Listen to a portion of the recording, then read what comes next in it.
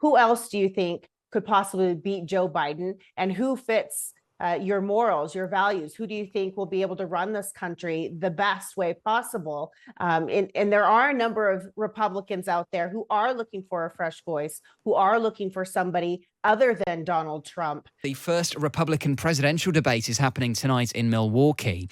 But one person who won't be on stage is the overwhelming frontrunner for the GOP nomination, former President Donald Trump. Let's speak to Amy Tarkanian, a Republican strategist. Good morning, Amy. Why has Donald Trump decided to stay away? Well, it's a very smart strategy. It's worked for a majority of candidates over the years. He is so far ahead in the polls that, as we all know, you could actually step over your own words and then your campaign could be over within seconds. And he is his own worst enemy and has no filter. So I think this is very wise on his behalf. But I do believe it's also, however, a disservice to the voters because it isn't fair that we're not hearing where he stands currently on the issues. People sometimes do change or progress over time, and we do live in a society with a very short attention span. So maybe a number of the voters need to be reminded of maybe on where he stands on some of the policies.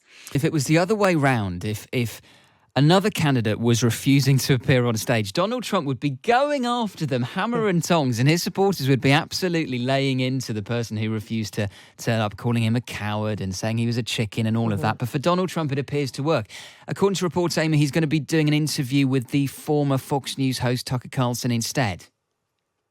Yes, that's what they are reporting. And I think it's actually brilliant, and bravo for Tucker, especially since that was the network that he just either let himself go or they had fired him. I'm not exactly sure how that came about, but either way, he seems to still have the upper hand, and he's going to have probably the biggest showing, maybe even more viewers than the debate itself. I want to ask you why Donald Trump is so far ahead, Amy, because for a lot of people in the UK, we look at the Republican primary and we see people like Ron DeSantis, who's very controversial but has been quite a successful governor of Florida. We see people like Mike Pence, who is a lot younger, was vice president under Donald Trump, even some new Republican blood like Nikki Haley and Tim Scott. And you think, well, surely they would be a better electoral prospect than Donald Trump. And yes, he seems streets ahead in the polls. Why is he so far ahead?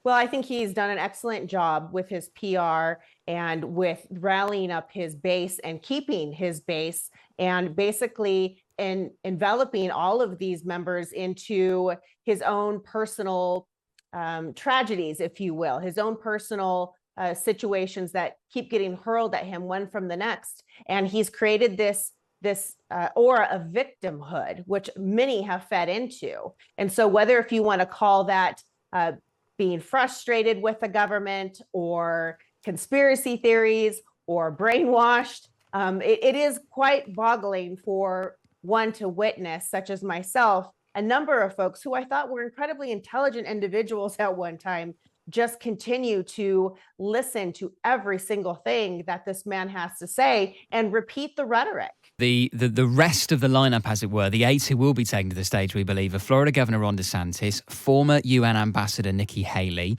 ex-New Jersey Governor Chris Christie, North Dakota Governor Doug Burgum, entrepreneur Vivek Ramaswamy, South Carolina Senator Tim Scott, Mike Pence, former Vice President to Trump, and the former Arkansas Governor Asa Hutchinson. Will it be worth watching then, Amy? If you haven't got Trump and Trump is streets ahead, will they have much potential benefit of taking part in this debate, or will all eyes be elsewhere?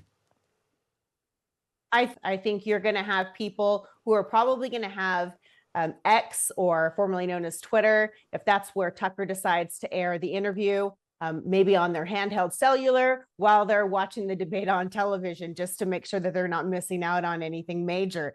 You never know, in the world of politics, things can change drastically in a short amount of time. And so if Donald Trump somehow doesn't finish this run, then you're going to need a plan B. So I think it's vital that people tune into this debate to see who else do you think could possibly beat Joe Biden, and who fits your morals, your values. Who do you think will be able to run this country the best way possible? And there are a number of Republicans out there who are looking for a fresh voice, who are looking for somebody other than Donald Trump. And so I think, yes, I think you're going to have probably a little bit more tune in to Tucker Carlson, but I think you're going to have people such as myself, where I'm going to be watching it on my cell and I'm going to be tuning in on television.